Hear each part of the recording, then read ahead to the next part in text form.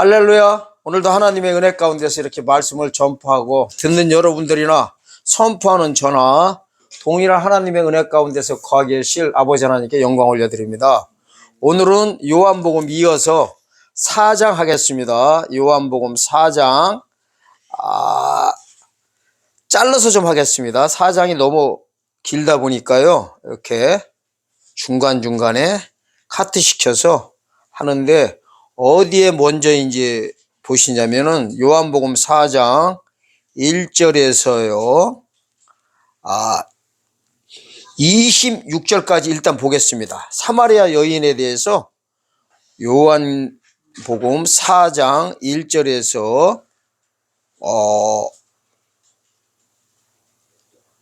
29절까지 아니 30절까지, 요한복음 4장 1절에서 30절까지가 사마리아 여인이 나오네요. 사마리아 여인에 대해서 한번 자세히 살펴보는 시간 되겠습니다. 그리고 이어서 계속 4장 말씀드리겠습니다. 자, 요한복음 4장 1절에서 30절까지 읽겠습니다. 예수의 제자를 삼고 세례를 주는 것이 요한보다 많다는 말을 바리새인들이 들은 줄을 주께서 아신지라. 가로 열고 예수께서 친히 세례를 주신 것이 아니요 제자들이 준 것이라. 가로 닫고 유대를 떠나서 다시 갈릴리로 가실새 사마리아로 통행하여야 하겠는지라. 사마리아에 있는 수가라라 하는 동네에 이르시니 야곱이 그 아들 요셉에게 준 땅이 가깝고 거기 또 야곱의 우물이 있더라. 예수께서 행로에 고나여 우물 곁에 그대로 앉으실 때 제6시쯤 되었더라. 사마리아 여자 하나가 물을 길러 왔음에 예수께서 물을 좀 달라 하시니 이는 제자들이 먹을 것을 사러 동네에 들어갔음이로라. 사마리아 여자가 가로되 당신은 유대인으로서 어찌하여 사마리아 여자나 나에게 물을 달라 하나이까 하니 이는 유대인이 사마리아인과 상종치 아니함이로라. 아멘. 일단 9절까지를 읽고 짤막하게 말씀드리겠습니다. 여기까지 이제 보면은 예수님께서 어디로 오셨다는 거예요? 북이스라엘 쪽에요. 야곱의 우물이 있는 사마리아 길로 들어섰다는 겁니다. 그래가지고 우물가에서 그대로 나와 있듯이 사마리아 여자한테 물을 달라고 하니까요, 사마리아 여인이 깜짝 놀라버립니다. 왜 깜짝 놀래요? 9절 보니까 유대인이 사마리아인과 상종치 아니함이너라, 이 말씀이 여기에 핵심입니다. 여기까지가. 그러니까 원래요, 유대인들이 사마리아인들을 북이스라엘 쪽으로, 그러니까 이 당시에 우리나라처럼 남북으로 갈라져 있었습니다. 이스라엘 땅이. 북쪽에는 10지파가 있었고 남쪽에는 베냐민하고 유다 지파가 있었고 나머지 10지파는 북쪽에 있었는데, 요때 당시에 어떤 상황이 있었냐면은 BC 722년도에 아스루에 의해 가지고 멸망당했어요. 어디가? 북이스라엘 쪽이. 북이스라엘. 그게 이제 어떤 상황이냐면 원래 남북이 갈라져 있었어요. 이거 보고 분열 왕국이라고 그래. 솔로몬 왕, 다윗 왕, 그 다음에 사울 왕 있을 때는 남북이 하나 있었어요. 이거를 통일왕국이라고 했었는데 남북이 갈라졌어요. 솔로몬 왕 끝으로. 그러면서 이제 남쪽에는 2지파, 북쪽에는 10지파들이 살고 있었는데, BC 722년도에 북쪽에는 아스루에 의해 가지고 이제 정복됩니다. 그래가지고 아스루 사람들이, 나라의 그 왕들이 혼합 정책을 써버려요. 왜냐하면 아스루인들을 북이스라엘 쪽으로 이주시켜버려 가지고 서로 결혼을 하게 만들어버려요. 그러면서 피가 섞여버려. 혼혈 정책을 써버립니다. 그러면서 예수님 때까지 그게 이어져 내려왔던 거예요. 이때 당시에 남쪽에 있던 2지파, 유다 지파와 이 베냐민 지파 사람들은 북쪽 사람들을요 같은 민족으로 여기질 않았어요. 왜 그러냐면 그때 당시에는 혈통적 관계라서 그래요. 그러니까 피가 갔다가 섞여버렸어, 이방인들하고. 그래서 개 취급했다 이래버려요. 개 취급. 그래가지고 느헤미야서 같은 데 보면은, 에스라서나 느헤미야서 같은 데 보면요, 스룹바벨 성전을 짓고 그거를 보수공사하고 이렇게 할 때 보면은 북쪽 사람들이 같이 질라고 할 때 못 지켜버려요. 같이 안 해버려요. 개 취급해버려요. 개. 구약시대 때는 개 취급은 뭐냐면은 하나님을 안 믿는 종교를 타종교로 여겼어요. 개처럼 여겼었어요. 이때 당시에 그러니까 같은 민족이 있었지만은 아예 개 취급해가지고 상종을 안 했던 겁니다. 그때 그런 상황에서 지금 사마리아 여인과 예수님이 조우한 거예요. 어디에서? 우물가에서. 근데 이제 지금부터 이제 쭉 다시 이제 다음 배경으로 넘어갑니다. 왜 우물가냐? 우물에서 뭐가 나와요? 물이 나와요. 지금 이 얘기 하려고 하는 거예요. 그 물이 영적인 물과 육적인 물을 이제 혼합해가지고 예수님께서는 육적인 물을 먹으러 왔지만은 육적인 물은 뭐예요? 먹어도 죽어 안 죽어? 죽어요. 금방 목이 다시 말라. 근데 영적인 물은 한번 먹는 순간에 영원토록 가는 사건입니다. 그래서 여기서 이제 육적인 물과 영적인 물이 이제 동시에 부닥치는 장면이 여기서 나오는 겁니다. 배경을 먼저 알고서 성경 봐야 돼요. 그 얘기하려고 하는 거예요, 지금. 아니, 무슨 예수님이 가다가 진짜 목이 마르면은 우물가가 됐던, 냇물가가 됐던, 만약에 목이 진짜 마르셨다면 그냥 물만 마시고서 물만 시원하게 마셨다라 하고서 끝나야지 이 여자하고 지금 얘기하는 장면이 나올 리가 없습니다. 그래서 이거는 지금 이 여인은 뭐를 상징하고 있냐면은 예수님 오시면 이제 십자가를 지고 나면은 유대인들이 예수님을 십자가에 매달아 죽여버리잖아요. 그러면서 이제 유대인 구원은 끝나고 어떻게 돼버려요? 이방인 구원 시대로 넘어갑니다. 아멘? 이걸 지금 미리 예표적으로 보여주려고 하는 거예요. 결국에는 유대인 구원에서 안 믿는 개들한테 이게 개들, 이방인한테 가기 전에 사건을 여기서 이제 복음적으로 설명하려고 이제 사마리아 여인이 이 장면에서 나오는 겁니다. 아멘? 사마리아가 따지고 보면 구속 계열이 있었어요? 이때 당시에 불구속 계열이 있었어요. 불교속 계열이 있었어요. 구원 못 받은 여자가 있었다는 말이에요. 그런데 이 북이스라엘 사람들이 제사를 안 지냈냐 이거예요. 제사를 지냈어요. 어디에서? 북쪽에서. 산이 달라, 산이. 이쪽은 예루살렘 산에서, 남쪽은 예루살렘 산에서, 예루살렘 성. 아멘? 그러니까 뭐 있던 자리, 성전 자리에서 예배를 드렸고, 북쪽에서는 그림신산에다가 그게 축복의 산이라고 하는데요. 원래 그 그림신산 뜻이 축복의 산이에요. 거기서 뭐를 했어요? 사마리아인들이 따로 예배를 드렸습니다. 아멘? 그 예배를 드린 산이 그린신산이 있었어요. 근데 이제 좀 있으면 그 장면이 이제 나오는데 여기에서 영적인 말씀을 하고 계세요. 뭐냐면 제가 미리 말씀드리는 거예요. 그리고 미리 말씀 듣고 가야 이게 이해가 가요. 배경을 일단 이게 배경을 알아야 이 문자적으로 나와 있는 걸 알 수가 있어요. 그냥 백독천독해서 될 일이 아니란 말이에요. 그래서 예수님이 이래요. 자, 구약시대는 당연히 어디서 제사 드려야 돼요? 성전에서 제사를 드려가지고 구원이 어디서 나왔다 그래요? 성전에서 나왔다 그래요. 무슨 말이냐? 구약시대에도요,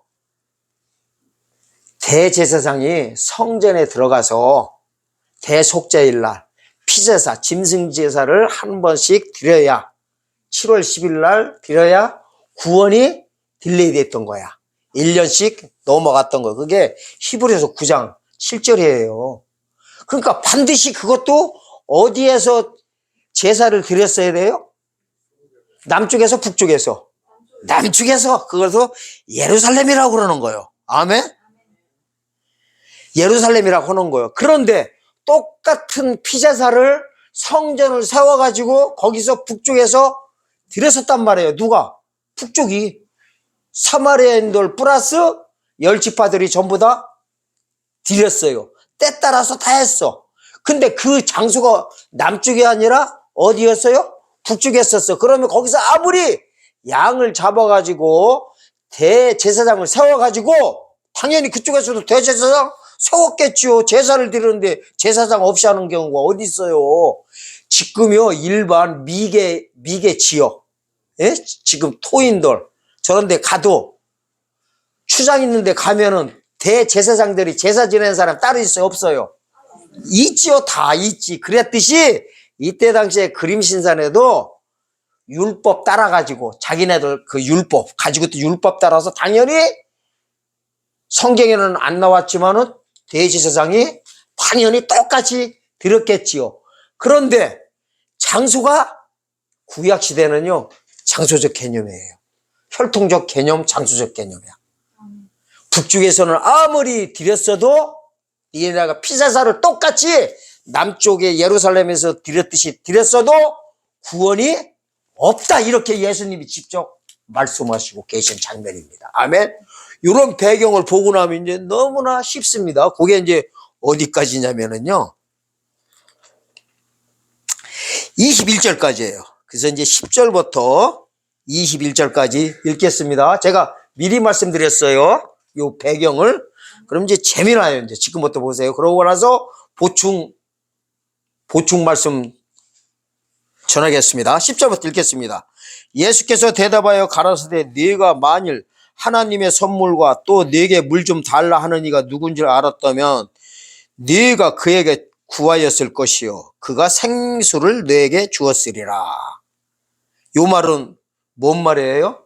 물 얘기하는 거예요. 영적인 물과 육적인 물을 말하는 거예요. 내가 지금 육적인 물을 너한테 지금 얻어먹으러 왔지만은 네가 진짜 나를 통해서 나오는 영원한 생수를 먹게 되면은 하나님의 선물을 받게 되면은 그게 너를 영원토록 구하는 구원의 물인 줄 알았다는 소리예요. 다시 읽겠습니다. 10절. 예수께서 대답하여 가르치되 네가 만일 하나님의 선물과 또 네게 물 좀 달라 하는 이가 누군 줄 알았다면 네가 그에게 구하였을 것이요. 먹는 물 얘기하는 게 아니지요. 그가 생수를 네게 주었으리라 이래버려요. 이 생수가 눈에 보이지 않는 영적인 생수를 가리킵니다. 아멘. 자, 그렇게 이해가 가요 안 가요? 쫙 가지요. 자, 11절부터 보겠습니다. 여자가 가로되 주여 물 기를 그릇도 없고 이 우물은 깊은데 어디서 이 생수를 얻게 삼나이까. 우리 주상 야곱이 이 우물을 우리에게 주었고 또 여기서 자기와 자기 아들들과 짐승이 다 먹었으니 당신이 야곱보다 더 크니까. 그러니까 왜 여기서 야곱이 나와요? 12지파 조상이 누구예요? 핵심 조상이 야곱이요. 그러니까 야곱부터 지금까지 다 여기서 우물불 먹고 다 살았다는 거예요. 그러니까 이 사마리아 여인은 지금 육적인 얘기하고 있는 거예요. 예수님 영적인 말씀하고 계신데. 그러면서 그러는 거예요. 아니, 우리 그동안 우리 조상이 부터 대대로 있던 이 야곱의 우물에서 물을 먹고 살았는데 당신이 야곱보다 더 크냐 이거예요. 지금 어떻게 이 물을 안 먹고 당신이 주는 물을 먹으면 영원토록 산다고 말하냐 이 소리요. 당신이 야곱보다 더 크냐고. 아멘. 이 소리입니다. 제가 봐도 잘 전해. 13절 보세요. 예수께서 대답하여 가라사대 이 물을 먹는 자마다 다시 목마르니와 기죠?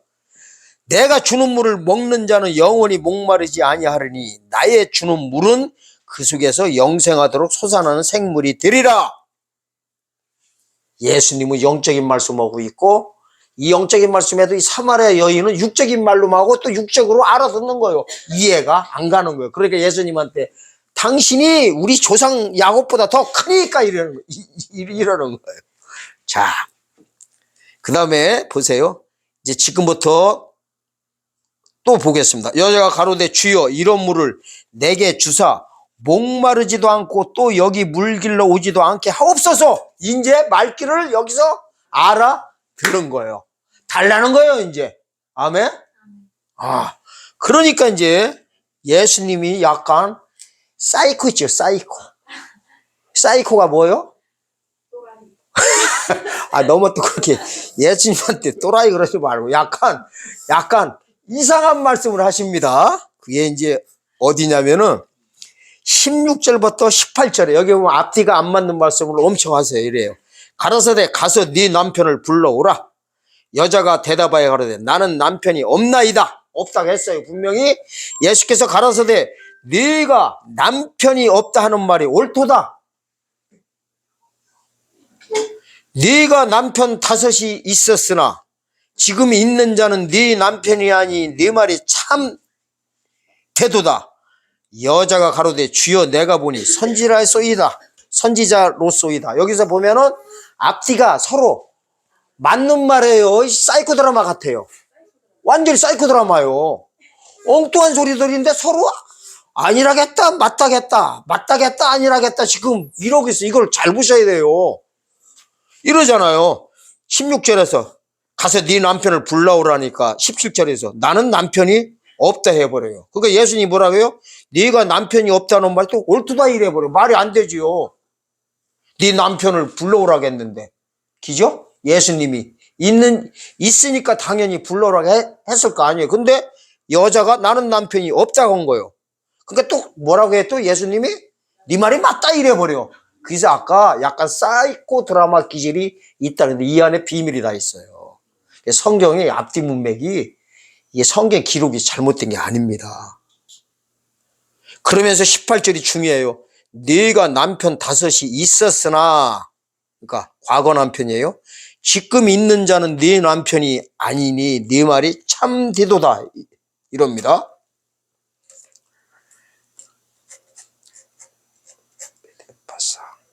자, 네가 남편이 5이 있었대요. 그런데 뭐라고 해요? 지금 있는 자는 네 남편이 아니라 해가지고 사람들이 여기를 많은 목회자님들이 이 여자를 뭘로들 해석해요? 바람둥이 아니면 창녀예요. 바람둥이는 좋다고요. 창녀란 소리 말 안 들어보셨어요? 기저 창녀라 이래버려요. 그런 뜻이 아니에요. 그런 뜻이 아니에요. 전혀 아니에요. 이거는 그러니까 뭘로 봐야 되냐면요. 구속사로 봐야 돼요. 구속사로. 아멘? 그래서 이거를 뭘로 봐야 되냐면은 북이스라엘 쪽으로만 보지 마시고 남북 합쳐가지고 이스라엘하고 관계된 나라들을 우리가 살펴봐야 됩니다. 모든 이스라엘 나라. 왜냐면은 남편이 뭐냐 여기서요 남편 개념을 어떻게 이해하셔야 되냐면은 지배했던 사람을 남편으로 보고 있는 거예요. 이스라엘을 처음 지배하고 있던 게 이제 어디 나라부터 시작됐냐면은 구속사적으로 보면은 이제 애굽부터 본 걸로 애굽 모세 때. 아멘? 아멘? 애굽. 그 다음에 두 번째는 어디요? 아스로. 그 다음에 바벨론. 그렇죠. 자, 왜 이거를 남편으로 보고 있냐면은 모세 때는 출애굽하기 전에 애굽살이 했었잖아요. 그죠? 그 다음에 북이스라엘은 누구한테 멸망당했어요? 아스루한테. 남쪽의 이스라엘은 바벨론에 의해서 멸망당했습니다. 아멘? 그래서 첫 번 이거를 남편으로 보고 있는 거예요. 지배를 했던 나라들을. 그렇게 해석하지 않으면 이게 요한계시록 17장 가서 해석할 수가 없어요. 보여드려요. 좀 있으면. 연결돼 있어요. 왜냐면은 요한복음 저자가 누구요? 요한 1, 2, 3, 4도 저자가 요한계시록도 요한 연결돼 있다니까요. 그 다음에 이제 메데파사가 그 다음에 집에 있어요. 파사가 어디예요? 페르시아, 이란. 그러니까요, 바벨론을 정복한 사람이 고레스인데, 고레스가 메대 사람이 있었어요. 그래가지고 바벨론 정복하면서 메데파사를 세워버렸어요. 그래서 메데파사라고 하는 거예요. 그 다음에, 메데파사 다음에 어떤 나라가 세워졌어요? 헬라. 그렇지요. 그래가지고 예수님 오셨을 때는 무슨 나라까지 있었어요? 로마까지 있어. 합치면 지금 몇 나라예요? 6나라예요. 이거를 이해하셔야 돼요. 다시 1번 애국, 2번 아스로, 3번 바벨론, 4번 메데파사, 5번 헬라, 그 다음에 로마예요. 그래서 이렇게 보는 거예요. 현재 있는 남편은 로마로 보는 거예요. 6번째는. 아멘? 그런 다음에 그러면은 7번째 남편은 누구라는 거예요? 7번째 남편은 예수님 영접한 사람이란 게, 예수님이 이제 7번째 남편으로 들어가 버려요. 아멘? 여기는 안 나오지만 이렇게 봐야 이제 여기서 말하는 요한복음 4장에서 말하는 전체적인 맥락을 파악할 수가 있어요. 이 요한복음 4장은 엄청난 장이에요. 요한복음 이게 여기부터 시작해요. 요한계시록 7장, 17장 가야 거기도 보면 해석되게 돼 있어요. 아멘? 때려 맞추는 게 아니에요. 만약에 이걸 창녀로 풀어버리면 완전 그럼 사이코 드라마죠. 사이코 드라마지. 무슨 뭐 남편 불러오라게. 그러니까 여자가 난 남편이 없다게. 그랬더니 갑자기 예수님이 뭐라고요? 예? 없다는 말이 맞다게 해놓고서 또 뭐라고요? 네가 남편은 5은 있었으나 지금 있는 자도 네 남편이 아니다. 이래버리겠잖아. 이게요, 뭔 말씀이냐 이거예요. 남편 5은 애국, 아스로, 바벨론, 메데파사, 헬라까지가 5 남편이었었고 과거 남편인 거예요 지금. 아멘? 사마리아 여인으로 기준했을 때는. 그렇다고 해서 북쪽만 생각하면 안 돼요. 아멘? 남북으로 다 합쳐진 걸로 봐야 돼. 이스라엘을 지배했던 나라를 지금 남편으로 보고 있는 거예요. 그거를 약간 반어법적으로. 자, 그런 다음에 이래요. 지금 있는 자는 네 남편이 아니니, 로마도 지금 네 남편이 아니라는 거야. 너를 진짜 보호해주는 남편이 아니라는 거예요. 왜냐하면 이때 뭐하고 있었어요? 다 로마가 모든 나라를 잡고 분봉 왕들을 보냈었잖아요. 이스라엘도 기죠? 헤롯과 저기 빌라도들을 보냈잖아요. 누가? 로마에 있어. 그러니까 이 로마 남편이 지금 6번째 남편, 지금 이스라엘을 지배하고 있는 나라를 갖다가 6번째 남편인데 이것도 네 남편이 아니라는 거야. 그동안 6 남편이 맞긴 맞아요. 근데 진정한 남편은 아니었다는 거야. 니네들을 지배하고 죽이려고만 했지 진짜 남편은 이제 지금부터라고 하는 것이 이제 이때다 이래버려요. 이제 좀 있으면. 아멘? 자, 보여드릴게요. 그러더니 이래요. 20절 보세요. 우리 조상들은 이 산에서 예배하였는데 당신들의 말은 예배할 곳이 예루살렘에 있다 하더이다. 예수께서 가라사대 여자여 내 말을 믿으라. 이 산에서도 말고 예루살렘에서 말고 너희가 아버지께 예배할 때가 이르리라. 아직 이르진 않았어요. 이르는 순간에 여기서도 말고 남쪽도 말고 북쪽도 말고 이제 조금 있으면 남쪽도 다 끝나버렸다는 거예요. 아멘? 북쪽은 원래부터 아니었었고 그동안 니네들이 예배 들어가지고 피세사 들어가지고 구원을 받으려면은 어떻게 했어야 되느냐? 22절까지 해야 된다는 거예요. 22절. 자, 22절 보세요. 너희는 알지 못하는 것을 예배하고, 기죠? 왜 알지 못하는 것이라고 해요?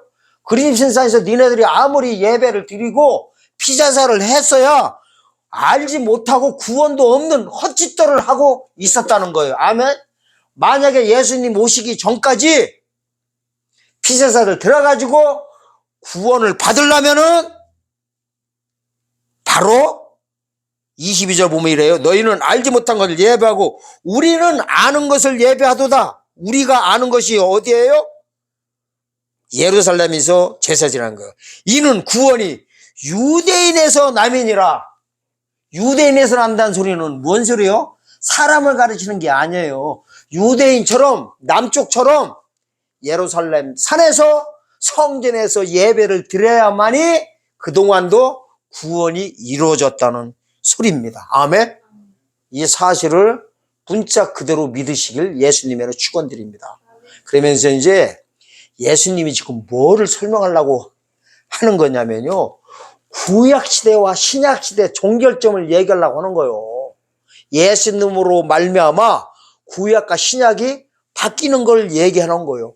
그러니까 구약시대 만약에 이러는 거예요. 구약시대 북쪽에서 니네들이 아무리 야곱의 자손이라 할지라도 그린심산에서 북쪽에서 아무리 대제사장 세워가지고 니네끼리 율법 따라 예배를 드렸더라도 구원이 그동안 없었다는 소리예요.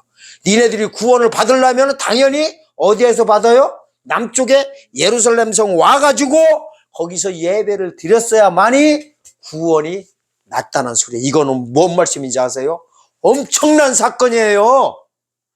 하나님이 지정하는 곳에서 하나님이 하라는 방법대로 해야만이 구원이 이루어진다는 겁니다.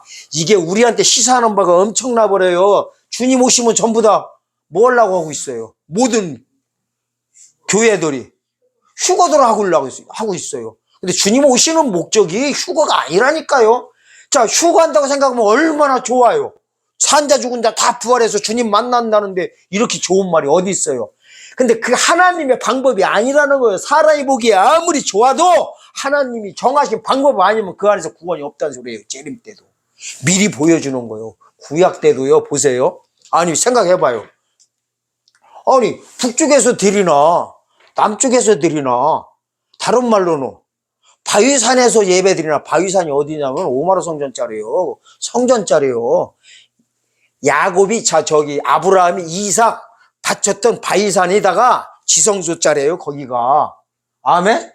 잘 보세요. 바위산에서 피제사 드리는 거나 사람이 볼 때는 그린심산에서 제사 지내는 거나 다 뭐 따라 지내고 있어요? 무슨 법 따라? 그렇죠. 율법 따라 하고 있다니까요. 아니 피제사를 이쪽에서도 북쪽에서도 드렸어요. 안 드린 게 아니라니까요. 피가 섞였던 말던. 아멘. 어쨌든 하나님으로 해서 목숨 바쳐서 거기서도 예배를 드리고 피제사를 드렸는데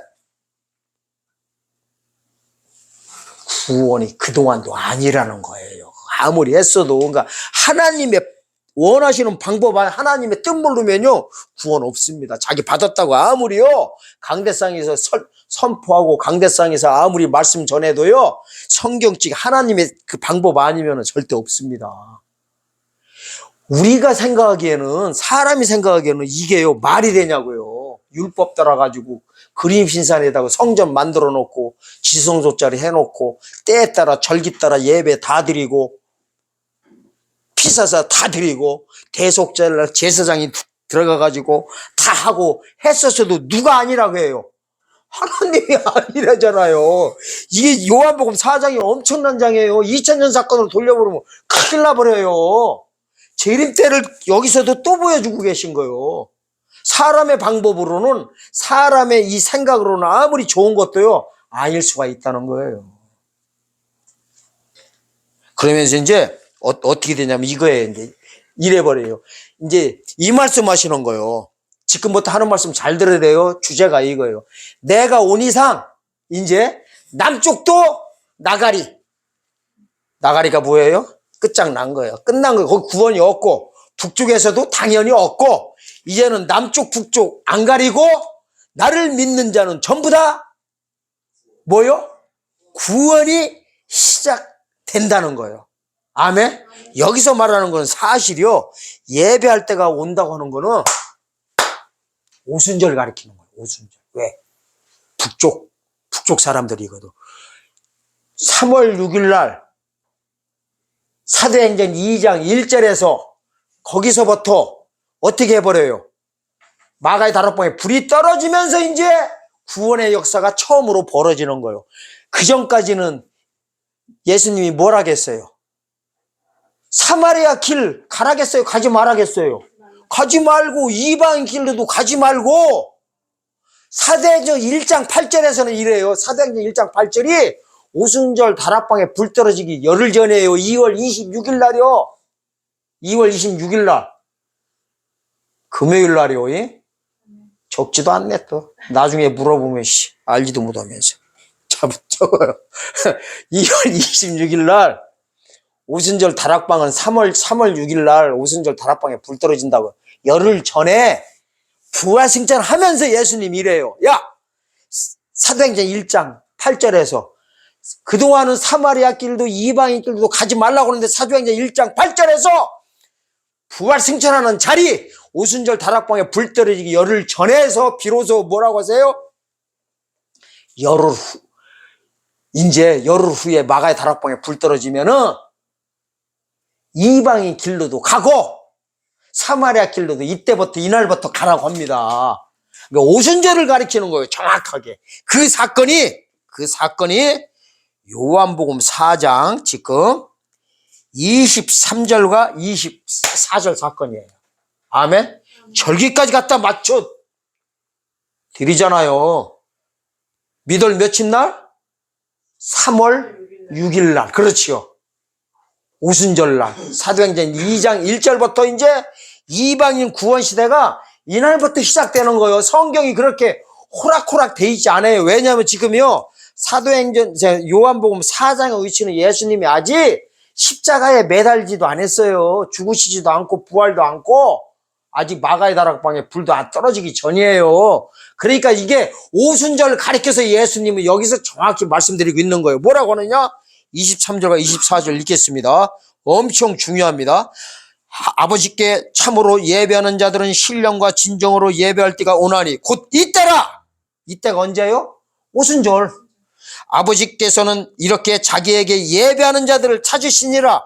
하나님은 영이시니 예배하는 자가 신령과 진정으로 예배할지니라. 무슨 말이냐? 이제 성전 제사는 다 패버리고 예수님께서 이 주시는 물, 영생의 물 먹는 순간에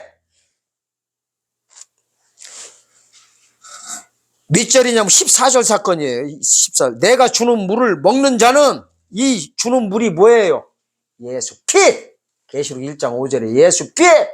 예수 피를 믿는 자는 죄에서 해방시키잖아요. 이 소리예요. 내가 주는 물을 먹는 자는 영원히 목마르지 아니하리니 나의 주는 물은 그 속에서 영생하도록 솟아나는 샘물이 되리라 했는데 이때가 언제부터냐면은 23절과 24절이에요. 곧 이때라. 아멘. 곧 이때라. 이때가 언제예요? 오순절 날부터. 이때부터 이제 영적인 사건으로 싹 들어갑니다. 영적으로. 이걸 신령과 진정으로 예배할 때라고 합니다. 아멘. 이렇게 돼 있습니다. 엄청난 장절입니다. 아멘. 자, 그러니까 이렇게 되는 거예요. 이때부터는요, 몇 번째 남편으로 이제 바뀌는 거예요? 일곱 번째.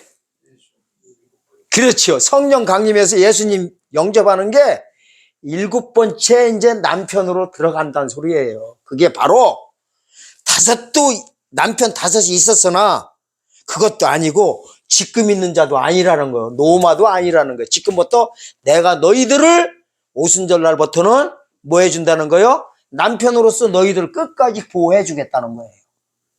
이 엄청난 비밀의 역사가 바로 요한복음 4장입니다. 그래서 26절에 보면요. 이래요. 25절부터 여자가 가로되 메시아고 그리스도라 하는 이가 오실 줄을 내가 아노니 그가 오시면 모든 것을 우리에게 고하시리이다. 이때 뭐 한 거예요? 여자가 믿어버린 거예요. 아멘? 믿기 시작하는 겁니다. 26절 예수께서 이르시되 네게 말하기는 내가 그러다 하시니라. 메시아인 거를 알고서 예수님도 내가 바로 그다 이렇게 말씀하신 겁니다.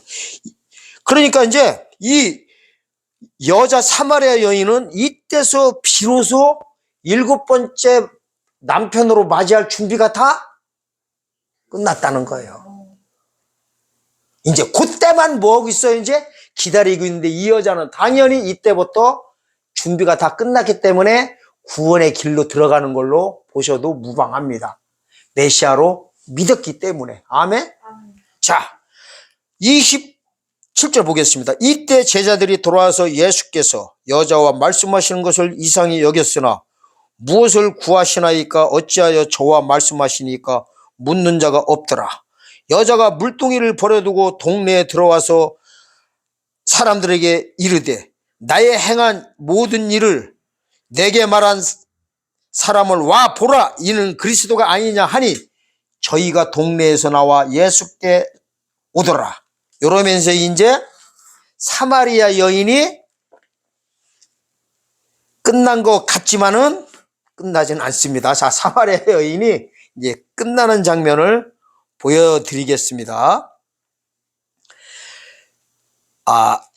39절 있죠. 건너뛰어야 됩니다.